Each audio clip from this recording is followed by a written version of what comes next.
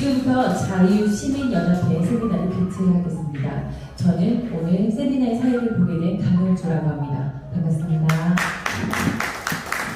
저는 현재 경상대학교 생활문화학과 교수이면서 한국문화다양성연구원 원장을 겸하고 있습니다. 본 자유시민연합의 취지와 활동 내용을 윤창룡님으로부터 전해 듣고 좋은 모임이라 생각하여 사회를 보는 것에 동의하게 되었습니다. 자유시민연합이 본 세미나를 개최하는 목적은 내년 총선에서 국민의힘 후보로 공천받고자 하는 분들을 초청하여 강의를 들음으로써 가장 뛰어난 후보를 공천받게 하고자 하는 것으로 알고 있습니다. 그러나 이 세미나에서는 강의가 사전 선거운동으로 인정받아 선거법에 위반이 된 간주되므로 자신이 어디에 출마하겠다는 등 여러 가지 선거에 따른 이야기들을 하시면 안 됩니다.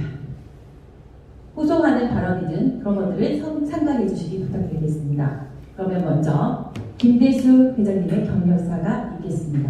김대수 회장님은 산안법인 통일을 실천하는 사람들의 공동대표이면서 민주평통자문위원을 오랫동안 맡고 계시면서 그 외에도 많은 우파 시민단체를 이끌고 계신 부산의 대표적인 우파원으로 한 분으로 일하고 계십니다.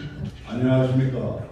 저는 1200여 단체가 모여 통일운동을 하고 있는 사단법인 통일을 실천하는 사람들의 중앙회 공동대표경 부산에 150여 개 단체가 모여있는 부산본부의 상임대표로서 활동을 하고 있습니다.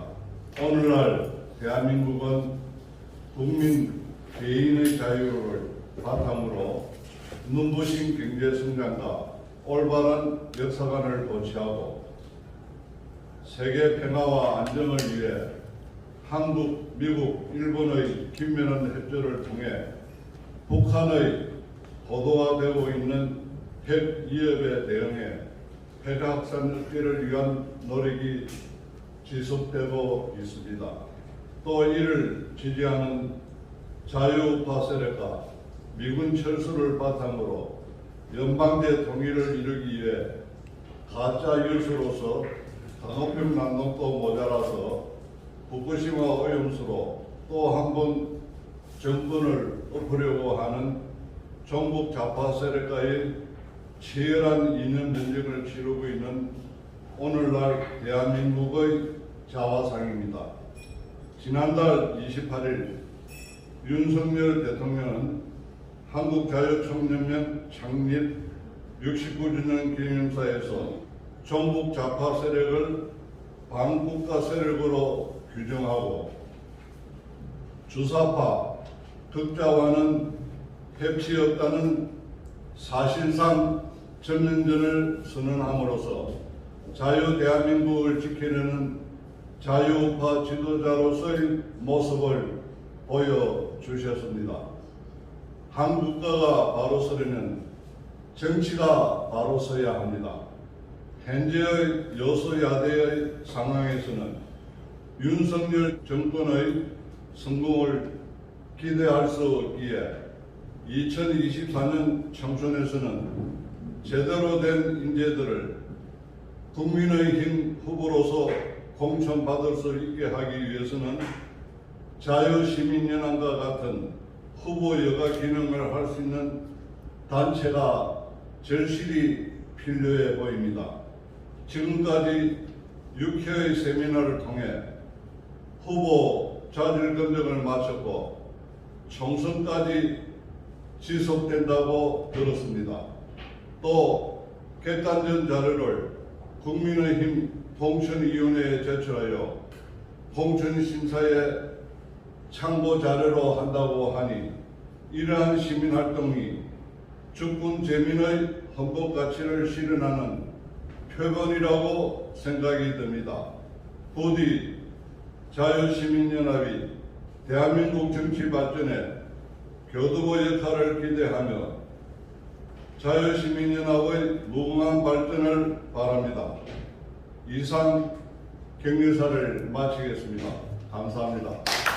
다음으로는 최태열 자유시민연합 대표님이 제언을 드리고자 합니다. 저희 단체의 목적, 취지, 앞으로 활동 방향에 대해서는 그동안 저희가 총 6번의 세미나를 통해서 참석하신 분들에게는 알려드렸고요. 제가 지난번에 현재 대한민국은 좌파와 우파 간의 치열한 이념 전쟁을 치고 있다라는 인식을 하는 것이 우파 진영의 정치 지도자를 선발하는 가장 첫 걸음이다라는 말씀을 제가 드렸습니다.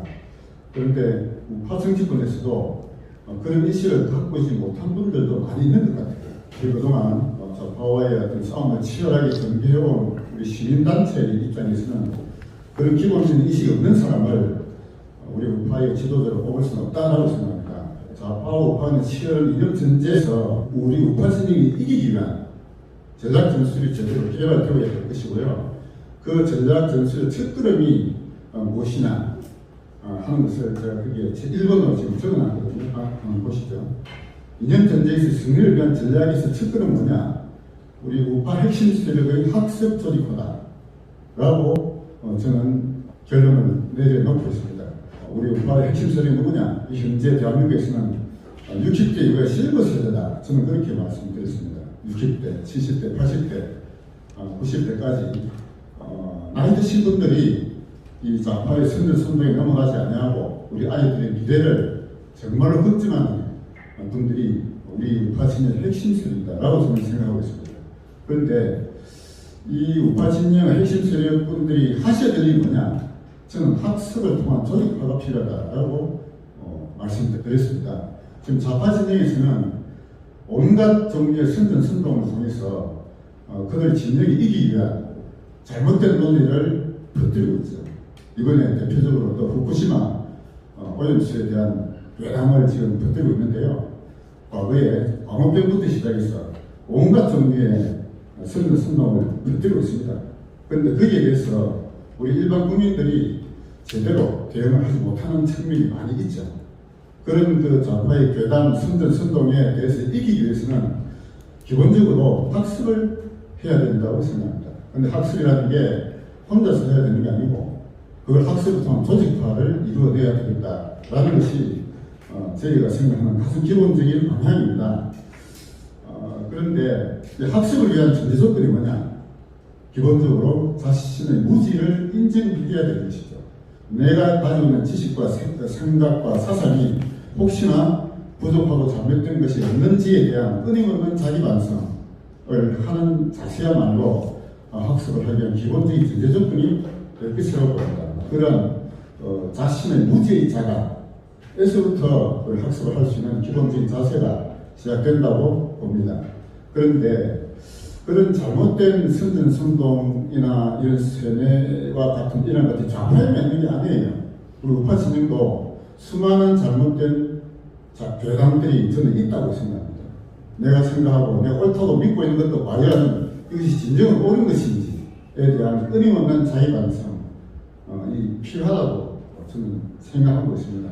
저는 기독교 신자는 아닙니다만 제가 본 성경 구절 중에 가장 중요한 구절로 제 마음속에 와닿는 구절이 딱 하나 있습니다. 진리가 너희를 자유롭게 하리라 라는 구절이 있죠. 거기서 말하는 진리라는 것이 과연 무엇인지에 대해서도 물론 사람마다 해석이 다를 수 있겠습니다만 저는 기본적으로 사실에 기반한 진실 이것이 진리를 구성하는 가장 기본적인 요소가 된다고 봅니다. 진실을 발견하기 위해서는 가장 강력한 것은 자기 개인이 가진 직접 경험이죠. 6.25를 겪은 우리 선배 세대는 상지가 얼마나 악독한 것인가를 몸으로 다 겪었죠. 그래서 그분들의 말씀을 듣다 보면은 정말로 공산주의가 얼마나 잘못된 이념인지 하는 것을 뼈저리게 느낄 수 있는데요. 그런 분들이 이제 연세가 많이 들어가지고 몇 분 사실 남지 않았습니다.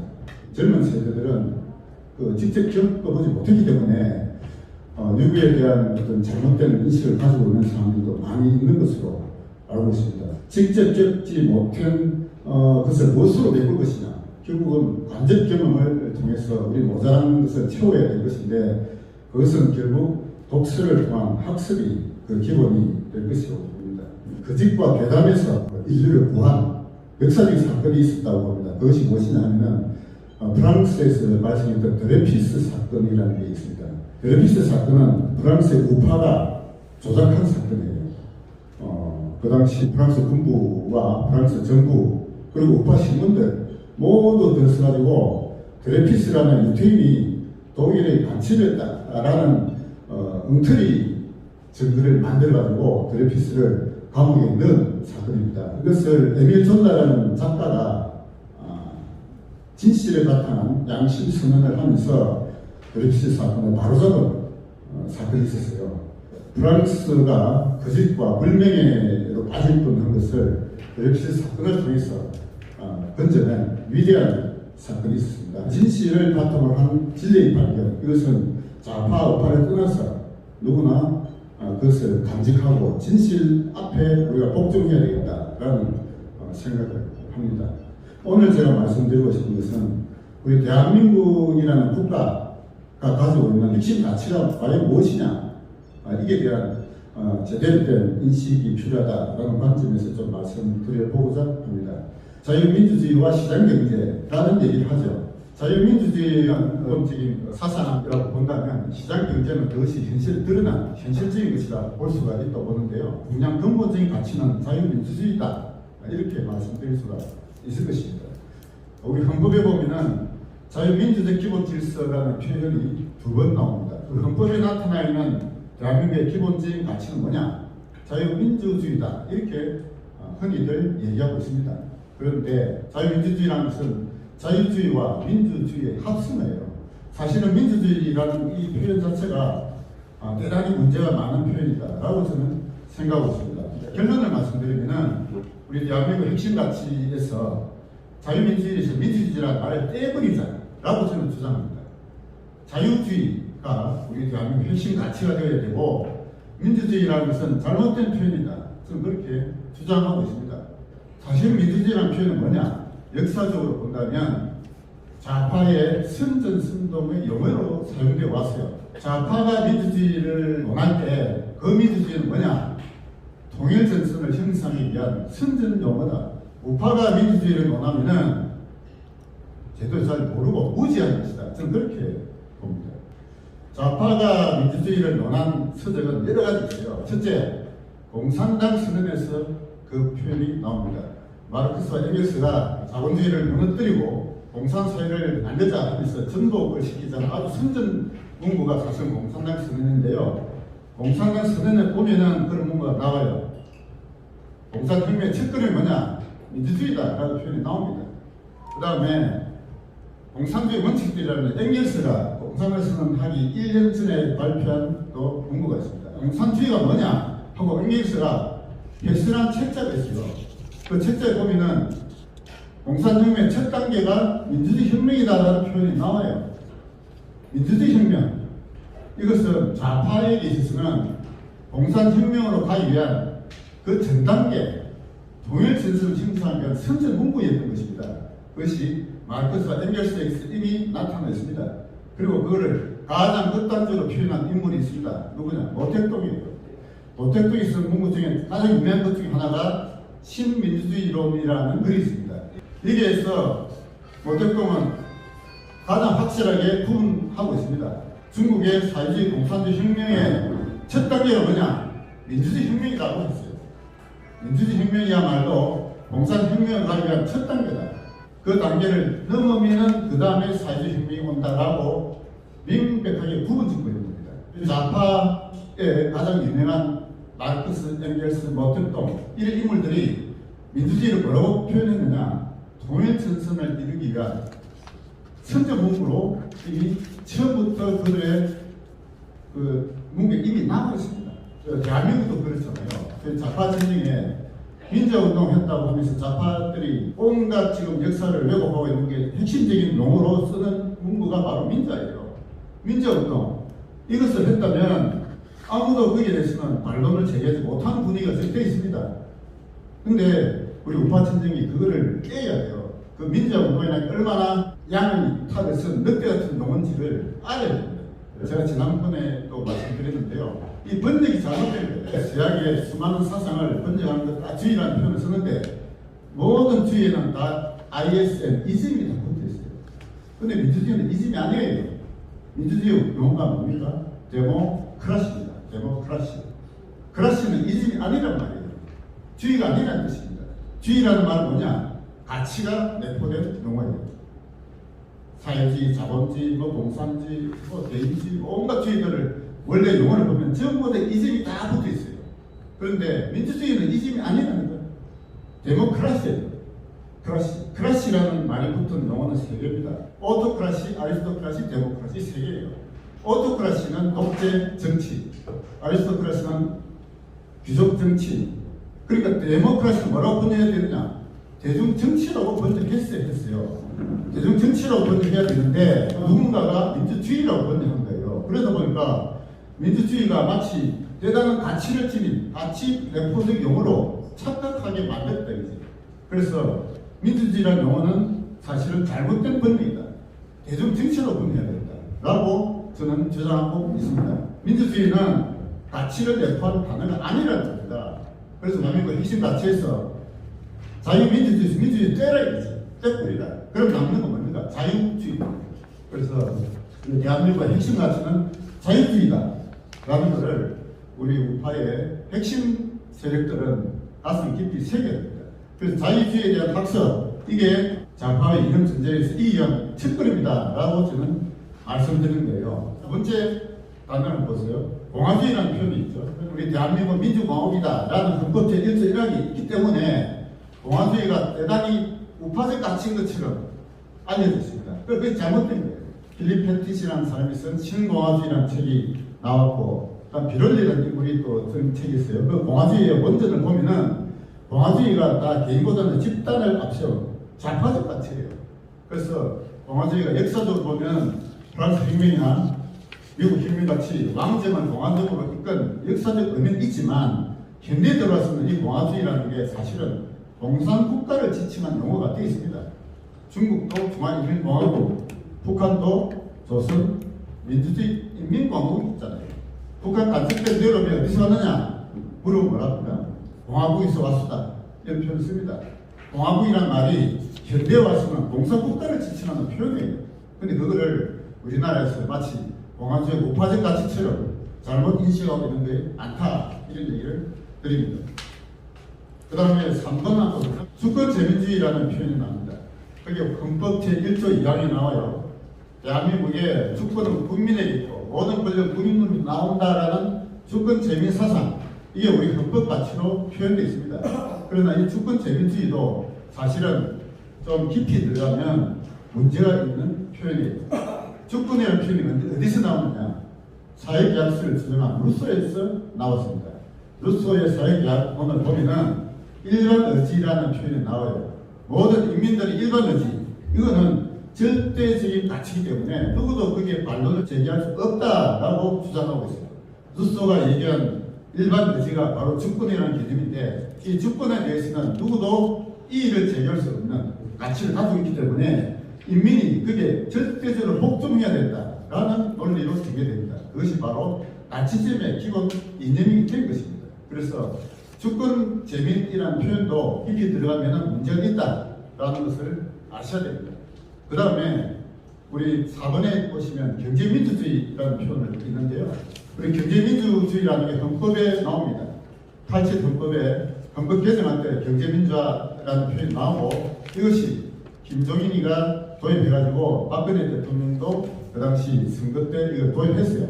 그러나 이 경제민주주의라는 것도 대단히 잘못된 것입니다. 우리 우파 진영 인사들도 경제민주화가 얼마나 잘못된 것인지 알아야 돼요. 경제민주주의가 뭐냐? 줄이가 얘기하면 1인 1표예요. 우리 기업을 운영하는 사장님도 한 표, 직원들도 한 표. 그래서 노동자 천국을 만들자는 게 경제민주주의의 핵심 내용이에요. 그래갖고는 나라가 제대로 끌어갈 수가 없습니다. 그래서 거기에 제가 시장민주주의라는 표현을 쓰는데요.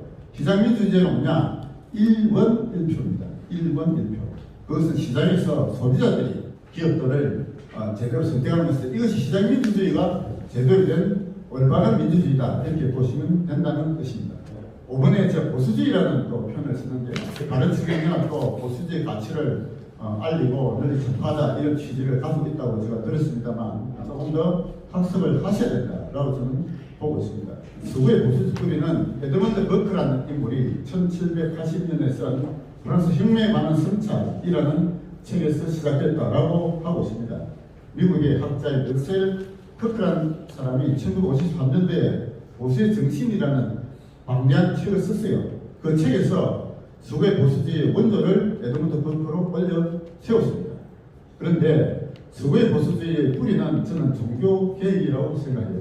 과거에 가톨릭에서는 신부라는 매개체를 통해서 하나님을 만났지만 루터로부터 시작된 종교개혁에서는 그 목사님은 하나님께로 인도하는 자로 그 역할이 바뀌었습니다.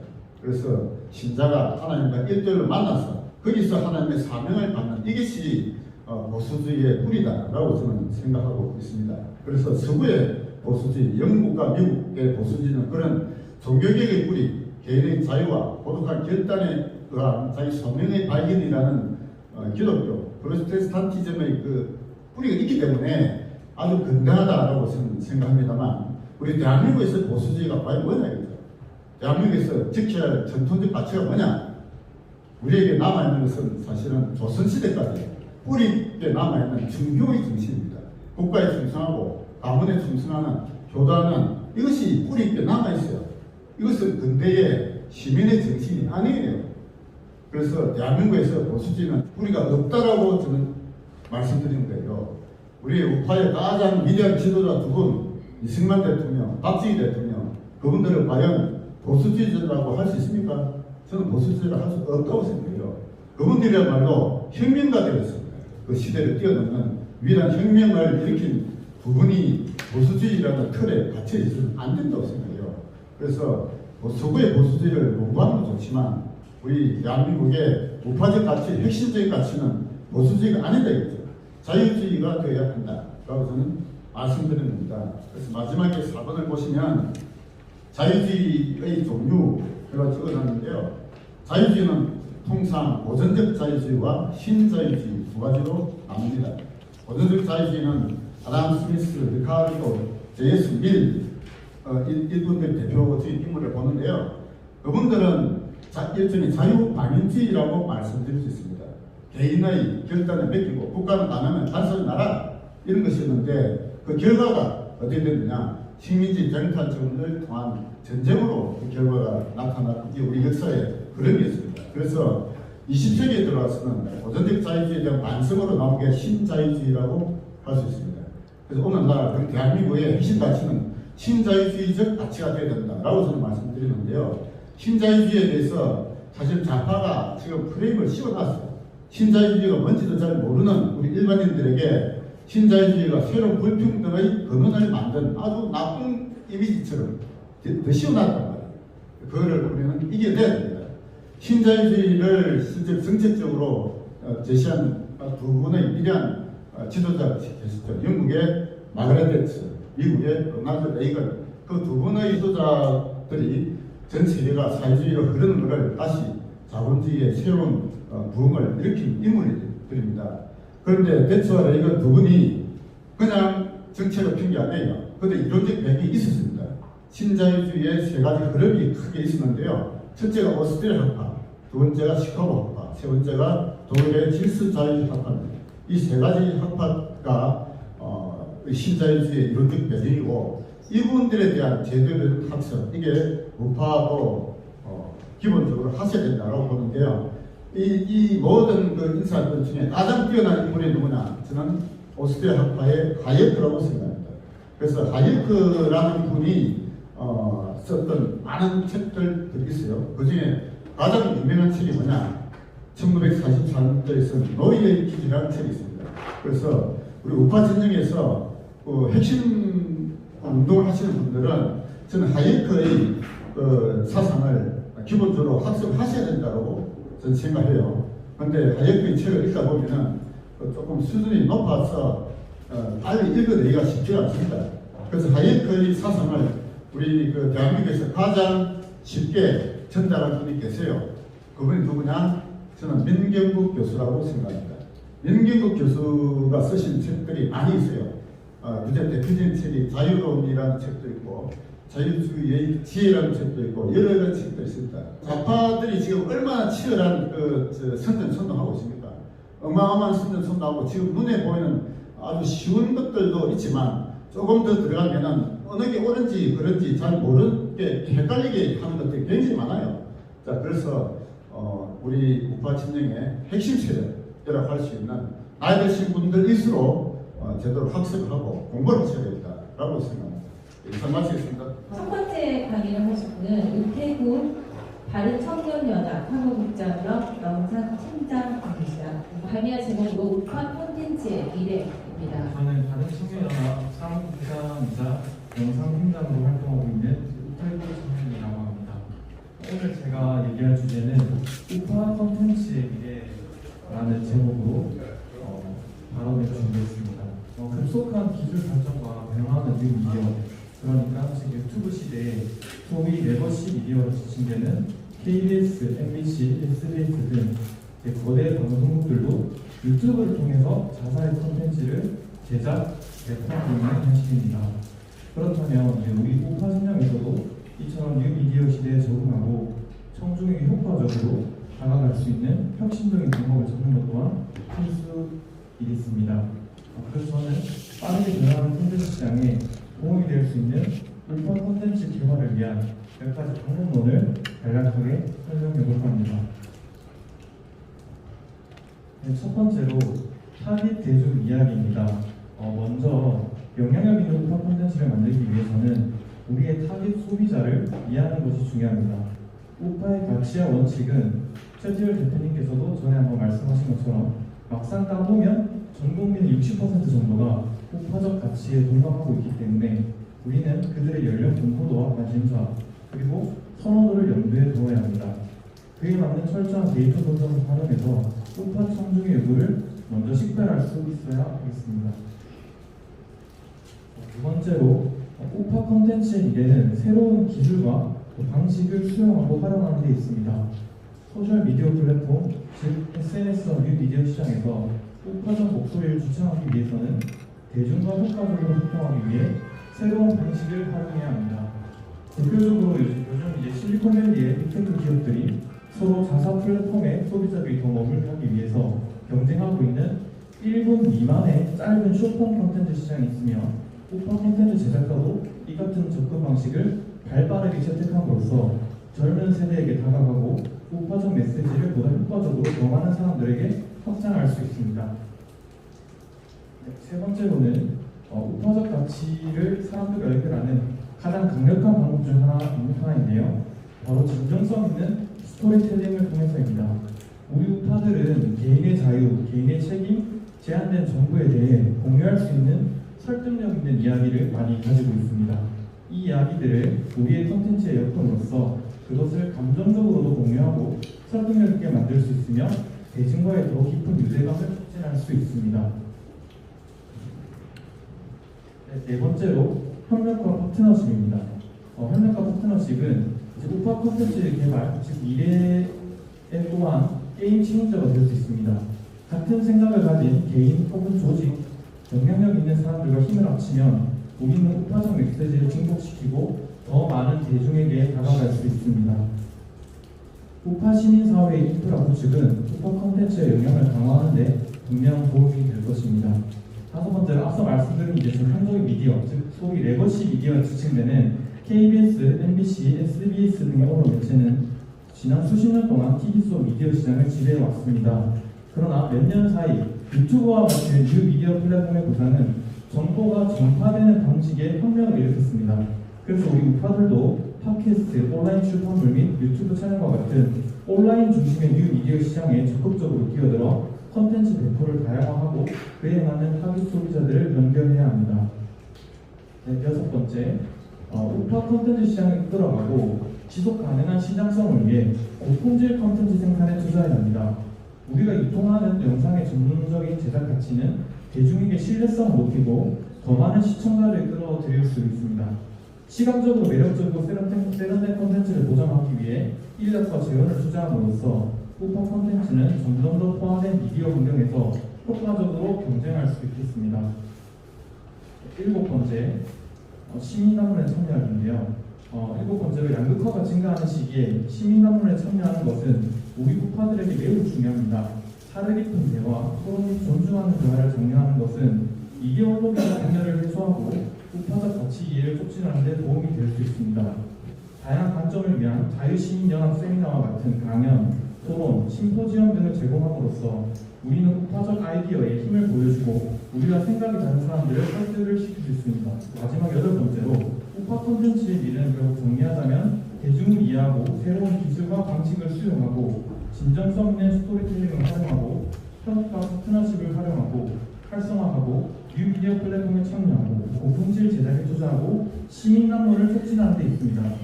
이러한 방법을 활용함으로써 우리는 우파적 가치와 원칙을 대중들과 효과적으로 소통할 수 있습니다. 이제 이번에 저희 바른청년단 청년들이 지난 4월 제5보궐선거에서 당선된 진보당 강성희 의원이 5월 22일 열린 박민식 초대보훈부 장관의 인사청문회에서 이승만 내란국적 살인죄 수괴라고 주장한 것에 강한 반발심을 가지고 강성희 의원실에 직접 연락해서 진보당의 당론이 그러한 것인지 아니면 강성희 의원 개인의 주장인지 확인하는 컨텐츠를 제작했는데요. 영상 시청을 끝으로 저는 내려가 보겠습니다.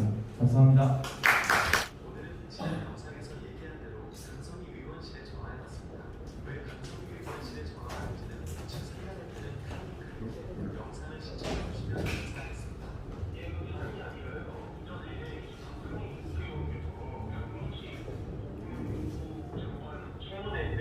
이승만 전 대통령이 이제 내란목적 살인 수괴다라고 발언한 적이 있었는데 그것을 무슨 의도로 그런 이야기를 한 건지 아니면 이제 그거를 이야기한 이유가 무엇인지 궁금해가지고 한번 전화를 어디시죠? 전화 주신 때 저는 이제 부산의 평원 대학생입니다. 역사에 관심이 있어가지고 역사 동아리를 하고 있는데요. 제가 이승만 대통령에 대한 비판 중에서 이승만 대통령이 독재자다 이런 비판은 들어봤었고 내란목적 살인 수괴다 이런 비판은 제가 살다가 처음 들어봤거든요. 네, 그럼 부산을 내용으로 확인을 하셨나요? 확인했는데요. 이해가 안 돼서 그렇습니다.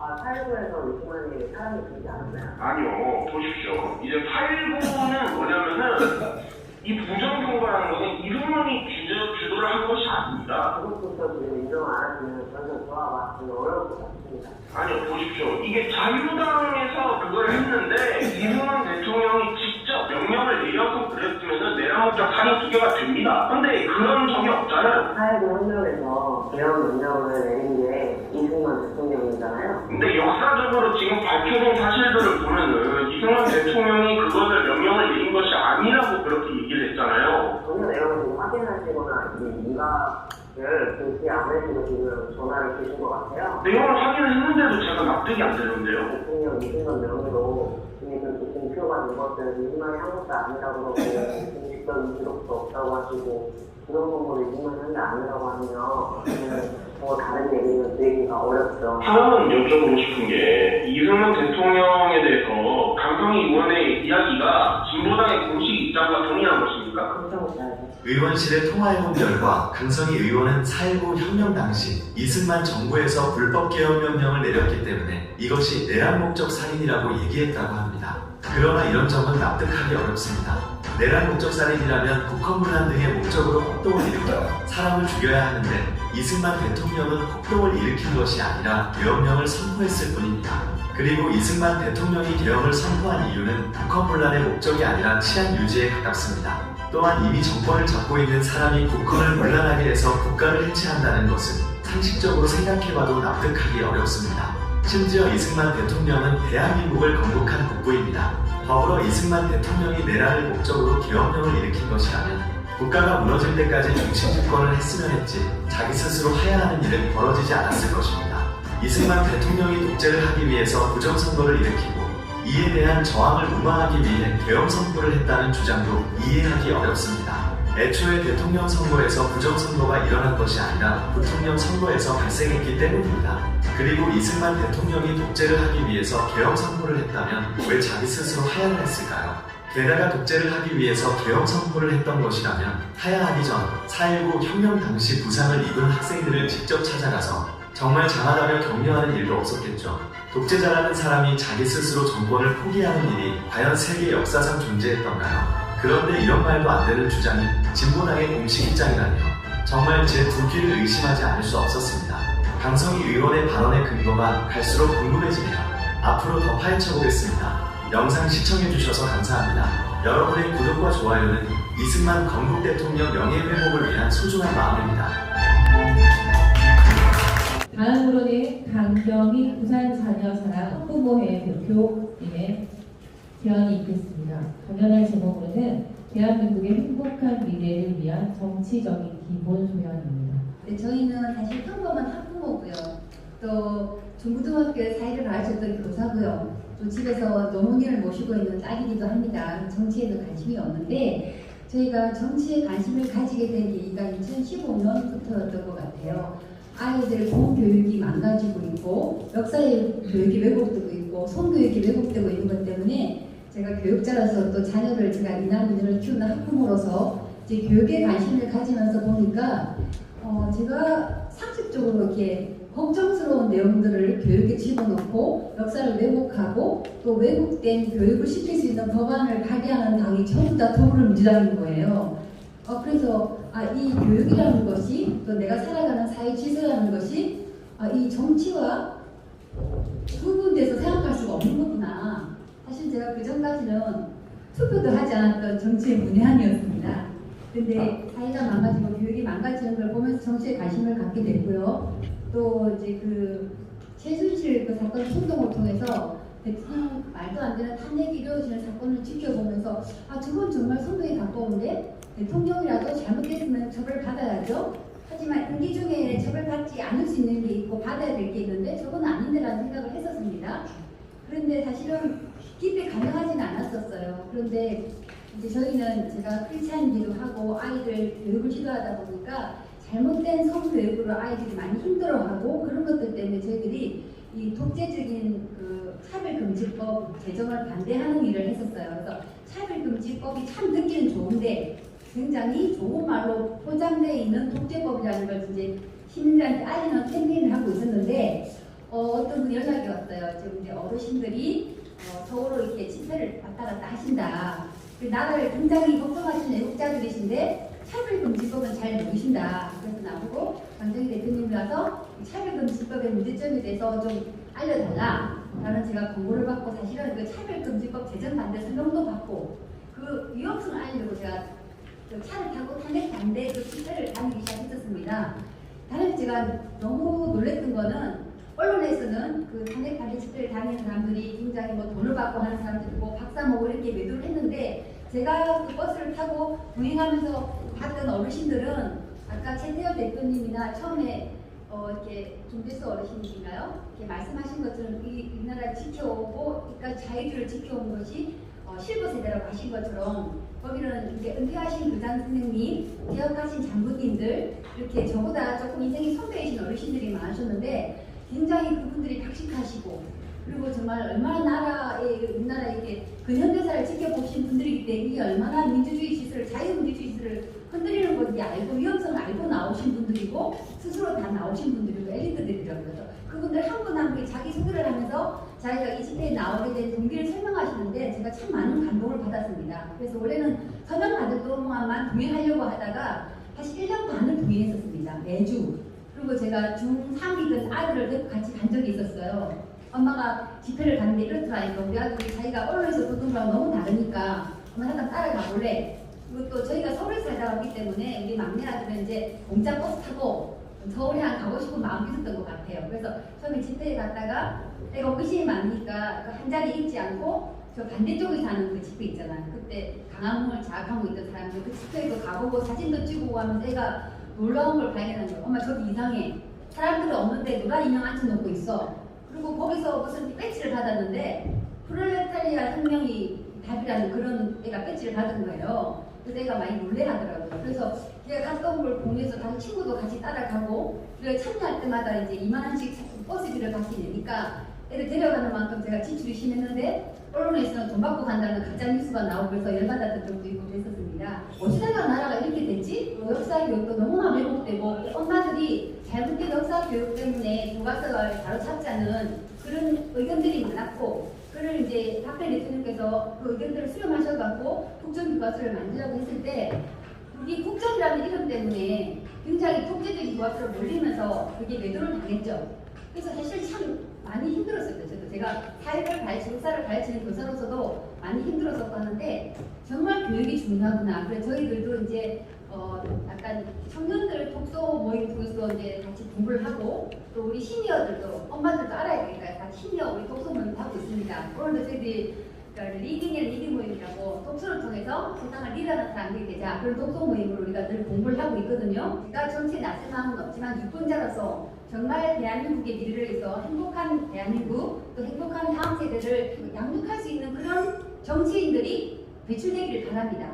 그러니까 정말 상식적이고 바람직한 가치관을 가지고 있는 그런 정치인들이 세워지기를 바라기 때문에 제가 그런 발언을 하고 싶은 시절이 온 겁니다. 그래서 제가 어저께 우리가 잘못된 그런 것들 시정을 받아서 시의회에 가서 이제 국힘당 의원님을 만나고 많은 얘기를 들었는데 사실은 양성평등 주간에 양성평등을 기념한다는 사업에 부산시 보조금을 받아서 했던 사업에 우리가 참여를 했는데 가보니까 양성평등이 아니라 동성원 합법화를 추진하고 저 동성애 음란 집회하는 그 키워 쪽에 그런 성별 대체와 가정 대체를 주장하는 그런 행사를 했었어요. 정말 눈먼들 빼가는 그런 잘못된 단체들에 대해서 우리가 대항하는 단체를 만들어서 정말 국가 보조금이 다른 데 쓰이는데 우리가 정말 그런 시민단체를 만들고 사실은 어떤 전문가 이렇게 지금 여기 이렇게 지성과 미모를 겸비하신 전문가 여러분이 알려줘서 내가 너무 반가운데요. 각 분야별로 법조계든 의료계든 또 환경공학을 연구하셨던 하여튼 각 대학에서 전공하신 그 분야들 전공별로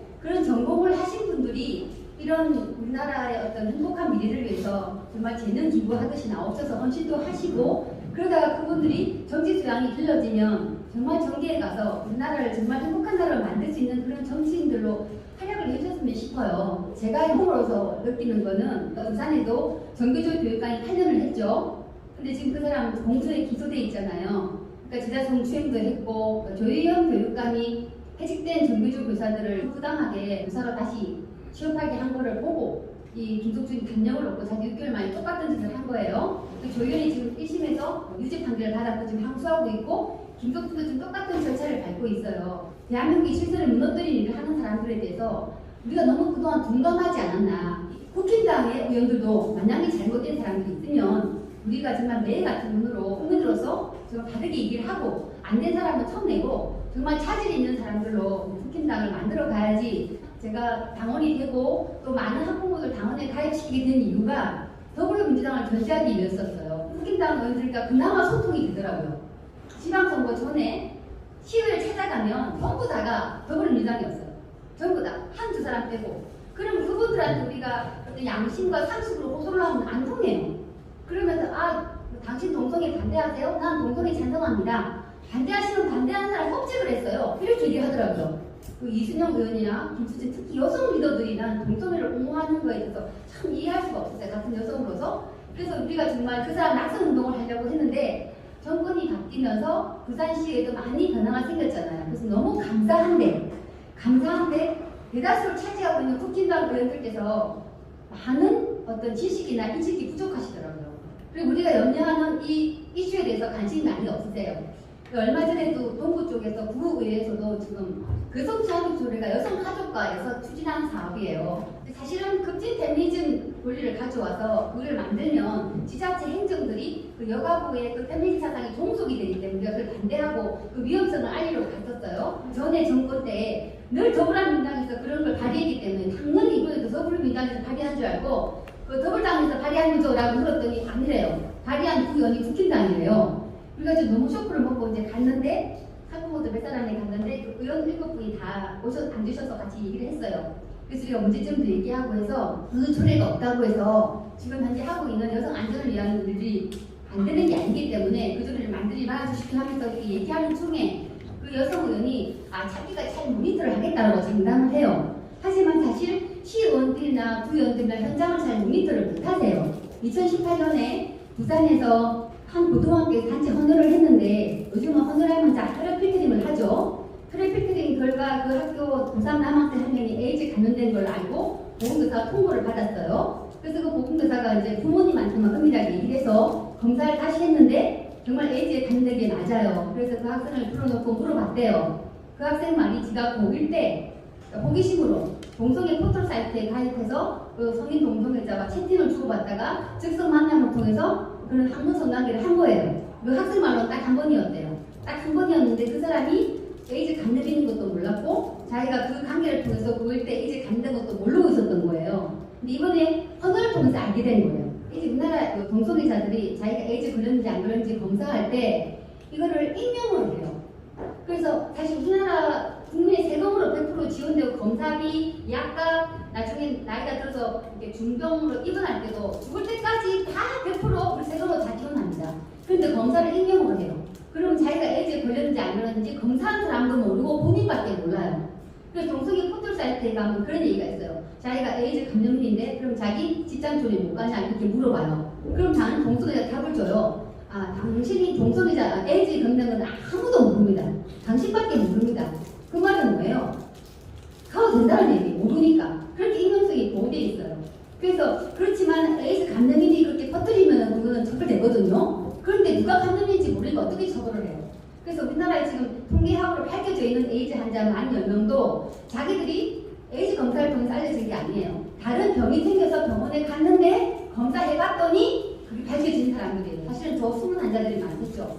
그래서 보건교사는 이렇게 가까이 와 있는 줄 몰랐고 자기가 학생이 특별히 문제가 있는 학생도 아니었고 그래서 이렇게 청소년들이 이렇게 피해를 당하고 있구나 걱정이 돼서 교육청 나이스에 보고서를 올렸대요.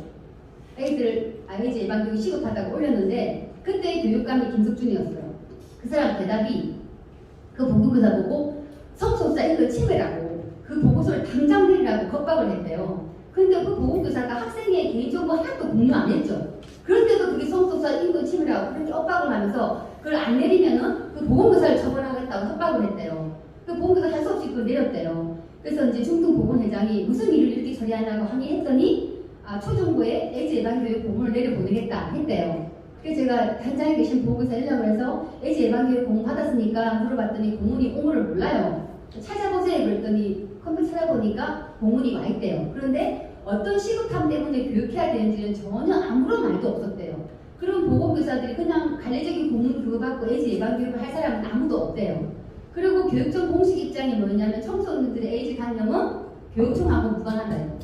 지금 아이들 교과서에 동성애를 인권으로 다양성으로 옹호하는 교육을 실어놓고 동성애 어떤 보건적 문제점이나 윤리적 문제점을 얘기하는 사람을 혐오 표현이라고 지금 이렇게 뭐라고 하는 그런 교과서를 만들어 놓고서 그게 교육청과 무관하대요. 그 더불어민주당 의원 중에는 이 동성을 합법화하자는 차별금지법, 그러니까 성적 지향, 성별 정체성이나 이런 걸 동성애를 정당화하는 차별금지법을 발의를 쭉 해왔어요. 늘 더불당과 민주당, 정의당 그런 데서 발의를 하세요. 나는 그런 국회의원들한테 물어보고 싶어요. 지금때 아이들이 에이즈 감염되고 있는데 자기들이 만드는 그런 법안으로 그런 법이 만들어지면 왜 안 되냐면 영국 같은 데나 미국 같은 데는 평등법이나 차별금지법이나 이런 걸 그 법이 만들어지면 교과서가 바뀝니다. 유치원 때부터 바뀝니다. 유치원 때부터 남자 부모, 여자 부모 그리고 심지어 이제 동성 성행위를 가르칩니다. 정상으로. 그리고 그런 사람들을 포용하는 것이 융통성 있는 사람이고 그런 거 잘못된 거 얘기하는 사람은 혐오주의로 매도하는 교육을 시킵니다. 그렇기 때문에 아이들이 그런 법이 만들어진 나라의 아이들이 성별 전환 수술률이 34배가 올랐대요. 그래서 그런 교육을 젠더 교육을 하다가 그 병폐를 보고 캐나다도 그 교육을 없앴고요. 또 심지어 이제 그런 교육을 하면 처벌하는 나라까지 생겨나고 있습니다. 근데 지금 아직 미국은 아직까지 그 경지까지 안 갔고 제 생각에는 트럼프가 예전에 지지를 받았던 게 아마 동성애에 대해서 좀 반대적인 입장이었고 지금 바이든은 동성애에 대해서 그 바이든이 민주당 소속이기 때문에 동성애를 옹호하는 입장이에요. 그래서 미국은 언제 그게 바뀔지는 모르겠지만 이 법이 오래 지나고 나면 병폐가 드러납니다. 그렇기 때문에 분명히 바뀔 건데 우리나라는 서구의 병폐를 보고 그런 법이 안 만들어지길 바래요. 그래서 저는 그런 법을 발의하는 국회의원들이 어떤 자기 입법 책임법을 만들었으면 좋겠어요. 자기가 발의한 법에 대해서 부작용이 생겼을 때 그 사람이 책임질 수 있는지 그런 어떤 책임법을 만들어야 되지 않는가. 그리고 어떤 국회의원들이 어떤 법을 발의했는가를 다 우리가 세세히 기록해서 책임을 추궁하는 그런 제도를 만들어야 되지 않는가 그런 생각도 하고 있습니다. 그리고 제가 또 한 가지만 더 말씀드리고 싶은 거는 몇 년 전에 부산시 인권위원회 주최로 인권 포럼을 열었어요. 저희들 갔습니다. 거기서 또 사회적 소수자, 약자 인권을 얘기하면서 성소수자 대표, 그리고 청년 대표, 청년이 왜 소수자인지 모르겠어요. 청년 대표, 학생 대표, 여성 대표, 하여튼 무슨 쭉 그룹을 해서 노조 대표도 있고 노동자도 있고 장애인도 있고 했었는데 거기서 하나같이 하는 얘기가 우리나라 특히 그 인권위원장에서 여성분께서 뭐라고 하시냐면 자기가 최초로 민간 인권위원장이 되셨대요. 엄청 포부를 밝히면서 하신 말씀이 우리나라 헌법으로는 동성합법화가 불가능하다. 그래서 그분이 조례 역습이라는 표현을 쓰시더라고요. 그러니까 조례는 좀 작으니까 사람들 관심에 좀 배제되어 있나 봐요. 그러니까 조례 내용을 제정하거나 개정해서 그 조례를 통해서 사람들 교육을 시켜서 인식을 바꿔 나가야 된다. 그 조례 역습이다. 그 조례를 통해서 사람들 인식을 바뀌어서 안에 헌법을 고쳐야 된다는 거예요. 그래서 제가 그걸 보고 굉장히 놀랐어요. 그리고 또 그 발표하시는 그 사회자학자 대표분들이 하시는 내용들이 다 똑같았어요. 말씀이 인권조례에서 모범적이라는 말이 차별 조정한다고 빼야 된대요. 건전한이라는 말이 빼야 된대요. 얼마나 불건전한 걸 정당화하려고 그걸 빼라고 하는지 모르겠는데 근데 그 발표하시는 사회적 학자 대표분들이 똑같은 말씀을 하세요. 알고 봤더니 그거를 이제 발표하기 전에 먼저 누가 와서 교육을 시키냐면 민변 출신 변호사가 오셔서 그분들한테 그런 교육을 먼저 하신 거예요.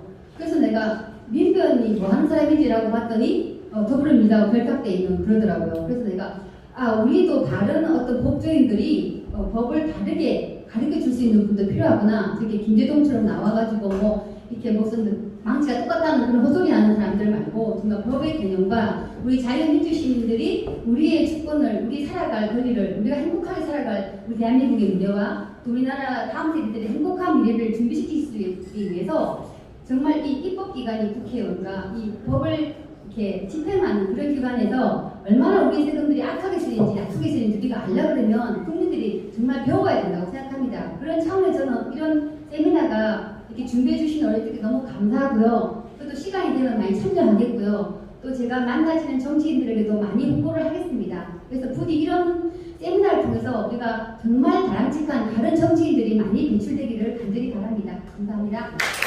다음은 박상희 연구원입니다. 박상희 연구원은 국가경제진흥원연구원으로 근무하고 있습니다. 그리고 박상희 연구원께서는 블록체인에 이어간 금융결제 방식에 대한 깊은 연구를 하고 있으며 이것이 국가 간 경제적 헤게모니 쟁탈을 위한 수단으로 활용되는 현상에 대해서 주의를 기울여야 한다는 관점에서 이에 대해서 잘 알지 못하는 시민들에게 새로운 분야에 대한 폭넓은 시야를 열어주고자 강의를 하고자 합니다. 박상희 연구원님을 박수로 부탁드리겠습니다.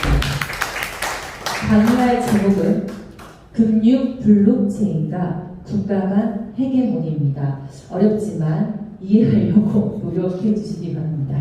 저는 이번에 부산경제진흥원에 근무를 하고 있고 작년 5월부터 올해 5월까지 한 1년 정도 부산시에 그 디지털 자산 거래소 설립을 위한 그 팀의 연구원으로 참여를 했었습니다. 이제 그에 대한 이야기를 좀 진행을 하면서 혹시나 다들 많이 들어보셨을 거예요. 요즘 이제 블록체인 그리고 뭐 비트코인, 코인 뭐 이런 이야기들 들으시면 일단 간단하게 오늘 블록체인에 대해서 내용 먼저 한번 들어보시고 이제 어떤 기술인지 그리고 그거에 대한 이제 결론도 같이 한번 하면서 혹시나 만약에 좀 관심 있으시면 지금 현재 전 세계의 금융이 어떻게 돌아가고 있는지까지 간단하게 그 핵심적인 부분들만 좀 짚어가면서 넘어가도록 하겠습니다.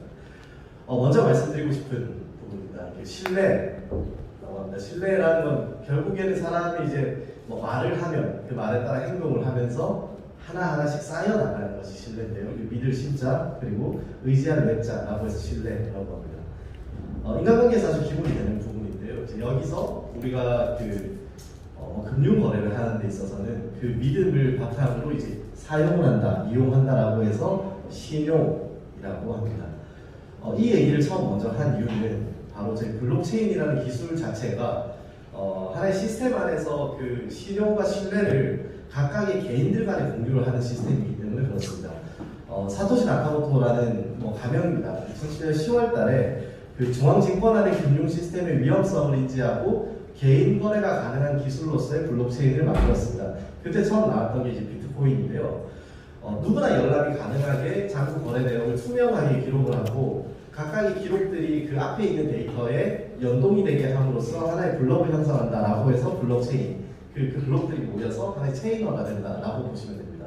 그러니까 여기 계신 모든 그 휴대폰 다들 가지고 계신데 그 휴대폰들이 각자 연결이 돼서 각각의 기능들을 이제 공유한다라고 보시면 되고 그걸 통해서 신뢰를 만들어낸다고 보시면 됩니다. 이제 기술로서 신뢰를 부여하는 건데 이제 기존의 방식과 다른 건 보통의 이제 뭐 은행에 간다거나 하면 개인 신용도가 나오는데 그 국가 혹은 뭐 중앙은행 혹은 뭐 나이스나 이런 신용평가사들이 그 개인들의 신용을 평가하게 됩니다. 근데 그런 방식이 아니라 바로 옆에 있는 분 이런 식으로 이렇게 그 블록체인에 참여하고 있는 모든 사람들이 각각의 그 데이터들을 그 검증하면서 신용을 만들어가는 구조라고 볼 수 있습니다. 이게 하나의 블록체인이라는 그 시스템 기술인데요. 이걸 통해서 만들어지는 대표적인 적용 분야가 뭐 전자결제, 디지털 빌증, 뭐 화물 추적 시스템뿐만 아니라 개인 간의 금전 거래도 블록체인을 통해서 진행하게 되면 그 거래 기록이 남기 때문에 뭐 차용증이나 이런 것을 통해서 진행할 필요 없이 이제 거래 가능하게 되고 또 뭐 예를 들어서 내 차가 남는 시간이 있으면 뭐 다른 분한테 차량을 공유한다거나 이런 것도 가능합니다. 그리고 뭐 대부분의 신뢰성이 요구되는 모든 분야에 적용을 가능한 거죠. 사회에서 우리가 서로가 서로를 믿지 못하기 때문에 나오는 비용들이 있습니다. 이게 그 사회적 신뢰 비용이라고 하는데 블록체인 기술을 통해서 그 서로 간의 신뢰관계를 시스템으로서 인정을 하기 때문에 거래하는 데 있어서 그런 문제들이 없어지게 되고 그러면 사회적 신뢰 비용들이 감소하게 되는 거죠. 뭐 법원 비용이나 뭐 이런 것들, 공증 이런 것들이 사라질 수 있는 시스템입니다. 바디하고 헤드라고 연결돼서 이게 위변조가 불가능하다라는 그런 부분입니다. 그리고 지금 앞서 말씀드린 건 블록체인 1.0이고 블록체인 2.0 같은 경우에는 스마트 계약이라고 해서 각각의 계약 조건들이 이제 완수가 됐을 때만 계약이 가능한 그런 시스템입니다. 비탈릭 부테린이라는 이더리움 창시자가 만든 기술인데요. 이제 이걸 통하면 지금 최근에 문제가 되고 있는 전세 계약 사기나 이런 것들도 스마트 계약으로는 원천적으로 해당 그런 문제들을 해결할 수 있는 그런 기술입니다. 이어서 이제 금융에 대해서 말씀드리겠습니다. 뭐 모두 너무 잘 알고 계시겠지만 화폐나 통화의 융통을 이야기를 하는 거고 지금 방금 말씀드렸던 이제 금융과 블록체인이 지금 같이 합쳐져서 나오는 그런 시대라고 보시면 됩니다. 네, 넘어가겠습니다. 그리고 국제금융이라는 것에 대한 이해가 좀 필요한데 금융은 개인 간 혹은 국가 안에서 있는 거래라고 하면 국제금융은 뭐 잘 아시다시피 뭐 무역 거래를 한다거나 아니면 뭐 송금을 해외로 송금을 한다거나 하는 그 국제금융을 이야기합니다.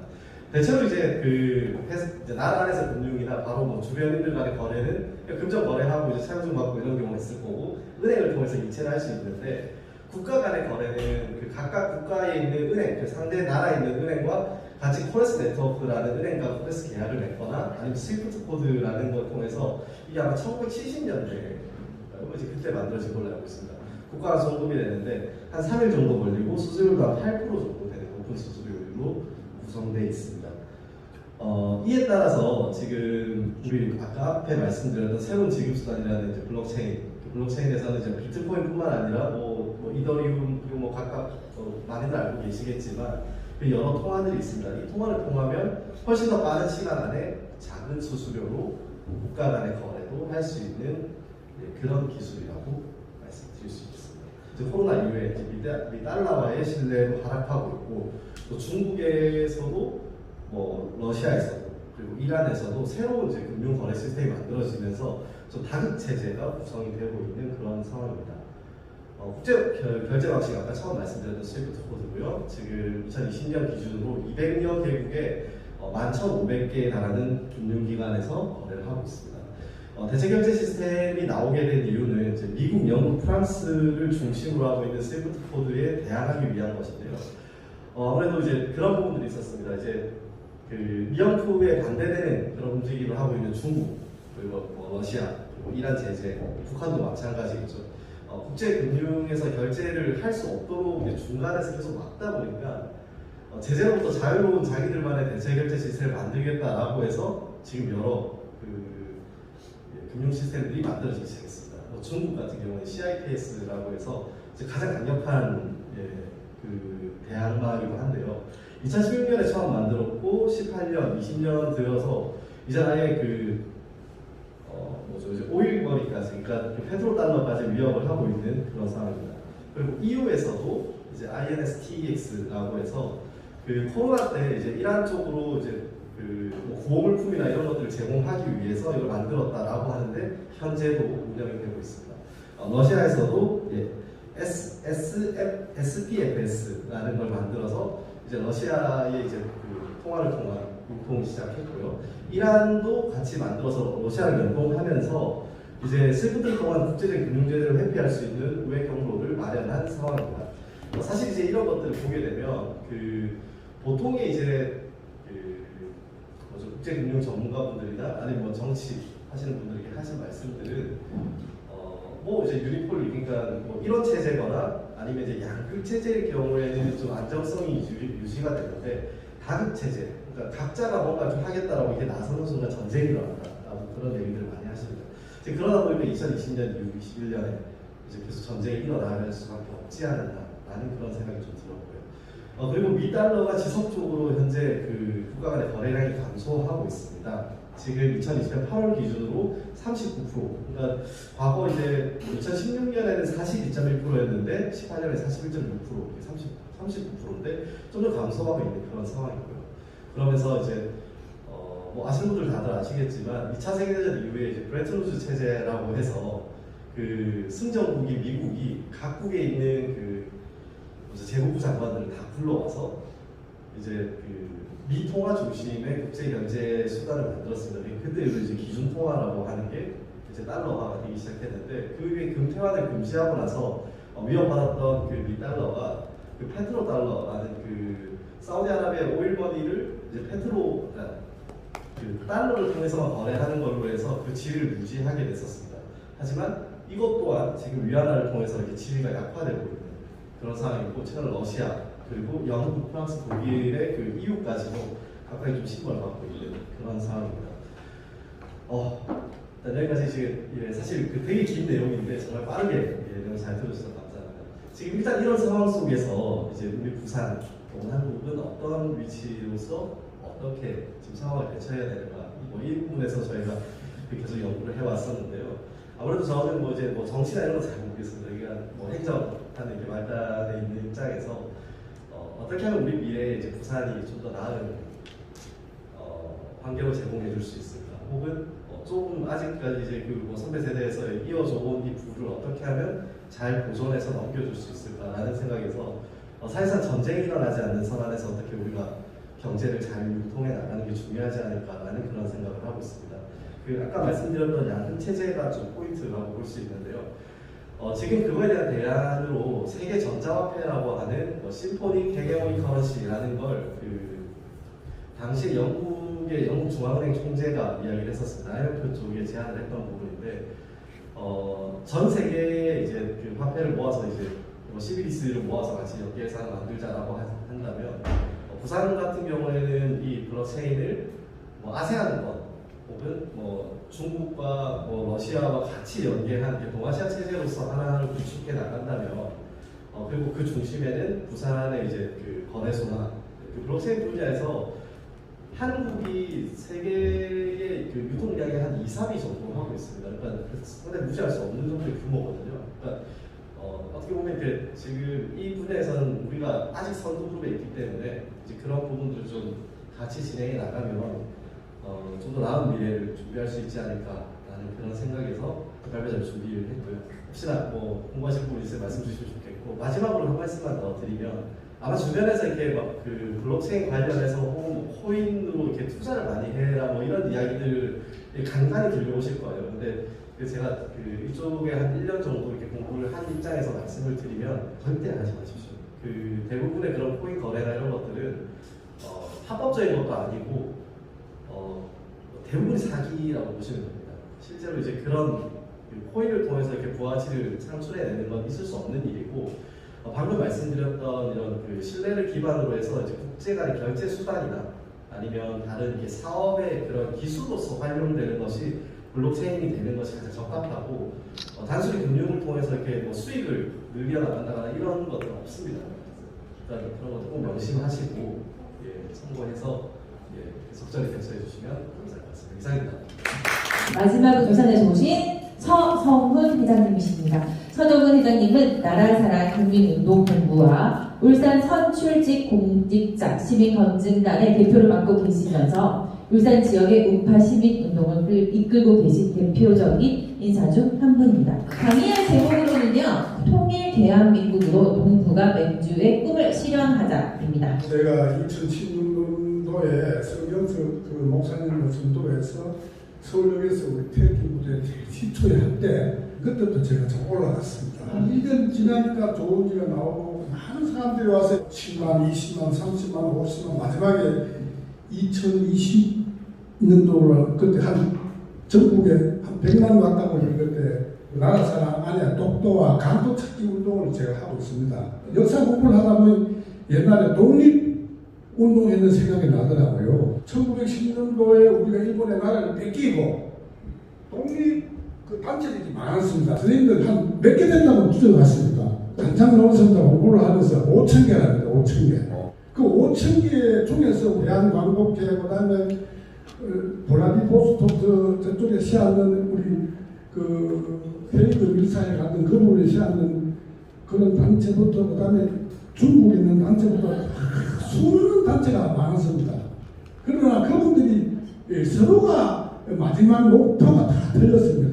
일본으로부터 독립을 하자 했으나 마지막에 목적은 각자가 다 틀렸기 때문입니다.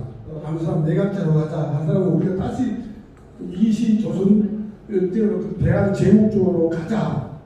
그 다음에 이런 식으로 각자의 방향이 틀린 듯이 문재인 정권이 들어서고 그때부터 이 날짜가 잘못되라고 할 때 많은 우리 우파 시민들이 독립투사가 일어났습니다. 우파들이 가장 잘하는 주특기가 분열의 선수입니다.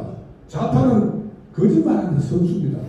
선동 거짓 딱 달라지지 않습니까?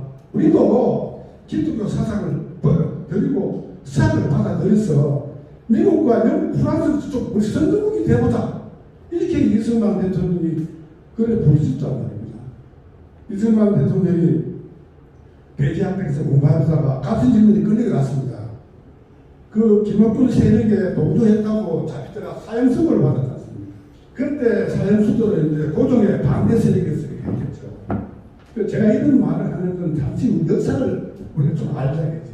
역사를 모르니까 요새 아들이 전교조 아들 말을 듣는 거예요. 역사를 바로 알아야 미래를 알고 진실을 아는데 역사를 모르게 이런 상황을 우리 민들 겪어온 이 순환을 좀 알아야 되는데 이걸 학생들이 또 우리 위정자들이 정말 옳게 안 했다 이 말입니다. 독도는 뭐 어차피 우리나라 땅이니까 모르지만 이 강도 지역은 우리 국민이 200만 300만 살았습니다.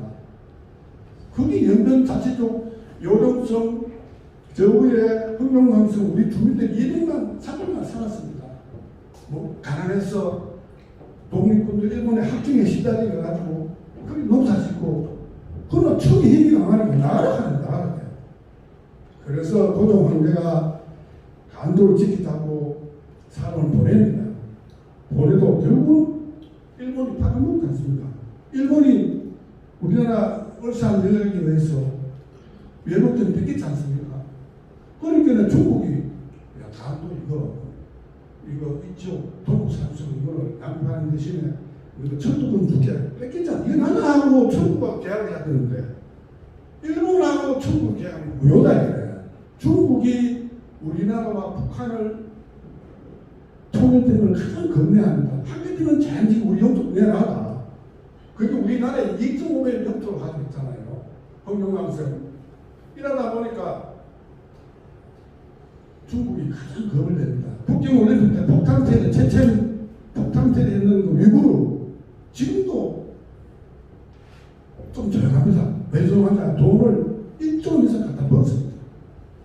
그 다음에 티베트도 그 베이토되는 스님이 전 세계를 다니면서 독립을 원했잖아요. 그렇게 중국이 하는 이야기가 야 너가 우리 옛날 다 뿌린데 뭐 자꾸 그러노? 그러면 우리한테 경제적 돈을 이걸 나갔습니다. 자 조선도 마찬가지입니다. 돈을 1조 갖다 넣었습니다. 돈 앞에 장사 없대요. 다 넘어가대요. 그리고 인구가 사실 한쪽이 그를 별로 없었는데 동북공동이 일어나고 한쪽을 전부 다 이 형령과 기림성 쪽으로 다 지금 조선족이 많이 없어요. 그리고 중정부가 가장 겁을 내는 게 우리 조선족이에요. 조선족이 잘 살고 머리도 좋고 이래서 상당히 가장 겁내는 민족들이 중국이 조선족 한쪽입니다. 그 사람들이 다 우리가 어려울 때 농사 뺏기고 손살 사고 다 피난해서 사는 사람들 아닙니까? 다 우리 민족이에요. 그래서 저 개인적으로 우리 민족들이 빨리 우리가 김정의 저 하는 노래는 안 가있을 싶은데 언젠가는 통일이 되면 저 땅을 우리가 찾아야 되지 않습니까? 그래서 100년 되면 우주주의 원칙에 대해서 다들 그 나라가 편입됩니다. 그래서 99년도에 국제재판소에다가 우리 동북 삼성 그 강조 해방 무효다 그냥 소송을 해가지고 해서 국제재판소 사무국장인데 받았다 하는 확인서를 다 가지고 있습니다. 그래서 중국이 아주 싫어하죠. 그래서 제가 역사 이야기는 우리가 지금도 그때 역사가 똑같이 가는 걸 볼 때 너무너무 제가 안타까워서 이 이야기를 했습니다. 그리고 당시 또 이제 우리 문재인 정권이 이제 바뀌고 난 후에 우리 얼마나 억울한지 많았습니다. 그래도 이재명이 저거 왜 좀 정리 안 되나? 아니 문재인 정권 그 차고 넘치는 팩트가 있는데 왜 저렇게 가만하고 얼마나 우리가 불쾌했습니까? 올라가도 대부분 많이 하고 참 답답하다. 그래서 표가 많이 늘어졌고 뭐 여론조사는 엄청나게 했고 그래도 윤 대통령이 사실 저부터도 윤 대통령이 처음에는 좋았는데 너무 저렇게 법도로 하다 보니까 시간이 있는지 몰라도 저렇게 나쁜 짓을 좀 많이 하고 나라를 봉사하시고 그래도 전혀 구속 안 되는 거 저렇게 살아가는 거 보면은 정말 너무 국힘당에서 실망이 나더라고요. 국힘당 해체시키고 막 윤 대통령만 섞어서 우리 시민태극기 부대라 우리 우파들 뭐야 당을 새로 만드는 쪽에다 쏟아 우리가 많이 했지 않습니까? 또 일부 그들이 일어났고 그래 얼마 전에 제가 이제 울산에 있다 보니까 데모를 한다니 하면 지금 연락이 옵니다. 우리 데모 좀 도와달라고 그 옛날 김경시장이 요새 원내대표 됐지만 그때 한동안 자기 땅 문제 그다음에 때문에 자기 기승한 구속되고 그다음에 자기 사촌 동생 내륙군 사건으로 데모할 때 그때 이제 국힘당에서 경찰서 앞에서 문재인 정부에서 데모했습니다. 서울에서 와 서정훈이 너무 울산 살면서 너무 우파 시장이면 저녁에 어려움을 겪어서 너가 좀 도와주고 좀 해야지. 그래서 제가 그런 소리 했습니다. 아니 그런 거 하지 마시죠. 저는 개인적으로 김경 의원하고도 친분이 있지만은 그 사람 시장할 때 우리는 온몸에 참음이 있어서 한 번도 없어요. 그걸 한 번도 본 적이 없습니다.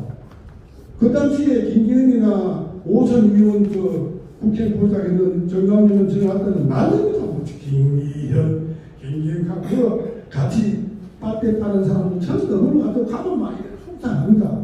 막상 김기현이가 떡 떨어지고 그다음에 자기 동생 잡히다가 가기 아무 대응 유산이 없어. 그 전화 왔을 때 그 당시 김기현이 그만에 좋아하고 연호하는 사람 다 왜 아프노? 한 놈도 여자도 안 보이더라.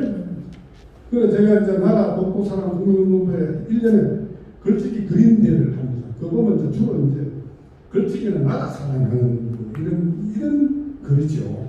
그래서 시장상, 교육감상, 국회의원상 빼고습니다. 한 5년 전부터 국회의원 자체를 국회는 아니다, 국회다. 나라를 괴롭히는 이유에다 빼고 싶다. 그래서 이제 교육감상, 시장상 이렇게 해서 이제 해마다 시상을 했습니다. 결론은 정말 지도자가 아니면 내 자신을 내려놔야 됩니다. 돈이 욕심내서는 안 됩니다. 누구 때문에 사회운동이 났습니까? 젊은 사람들이 앞서가서 죽음을 맞았을 때 그때 폭발했지 않습니까? 그래서 젊은이들이 이 나라를 이끌어 앞으로 가야 됩니다. 우리들은 뒤에서 앞에서 끌어주고 보조해